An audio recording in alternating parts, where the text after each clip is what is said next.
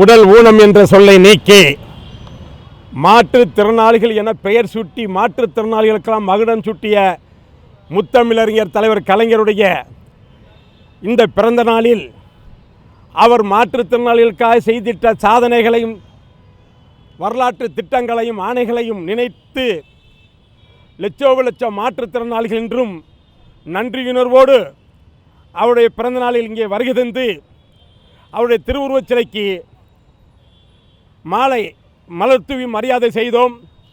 தலைவர் கலைஞர் அவர்கள் மாற்றுத்திறனாளிகளுக்கு தனித்துறை கண்டு அந்த துறையை தனது நேரடி கட்டுப்பாட்டில் வைத்துக்கொண்டு இந்தியாவிலேயே எந்த ஒரு மாநிலத்திலும் இல்லாத அளவிற்கு மாற்றுத்திறனாளிகளுக்கு இலவச பஸ் பாஸ் உள்ளிட்ட ஸ்கூட்டர் உள்ளிட்ட கட்டண சலுகை இருமடங்கு கல்வித்துறையில் போன்ற திட்டங்களை அறிவித்தார். வீட்டுமனை பட்டா வழங்கினார்.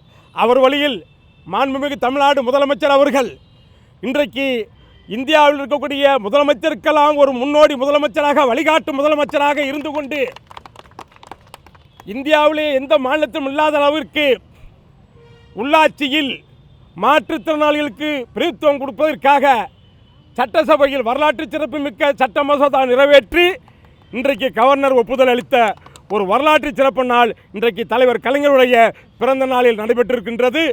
அதோடு மட்டும் கிடையாது, மாற்றுத்திறனாளிகளை அரசியலில் கௌரவப்படுத்த வேண்டும் என்பதற்காக மதுரையில் நடைபெற்ற வரலாற்று சிறப்புமிக்க பொதுக்குழு கூட்டத்தில் எந்த கட்சியிலும் இல்லாத அளவிற்கு மாற்றுத்திறனாளிகளுக்கு தனி அணி உருவாக்கி ஒரு சாதனை படுத்தி கின்னஸில் சாதனை இடம்பெற்றார்.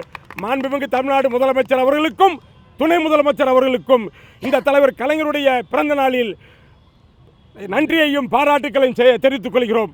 இன்றைக்கு ஏராளமான மாற்றுத்திறனாளிகள் வருகை தந்து மாற்றுத்திறனாளிகள் முன்னேற்ற சங்கத்தின் சார்பாக இன்றைக்கு மலர் தூவி மரியாதை செய்தோம்.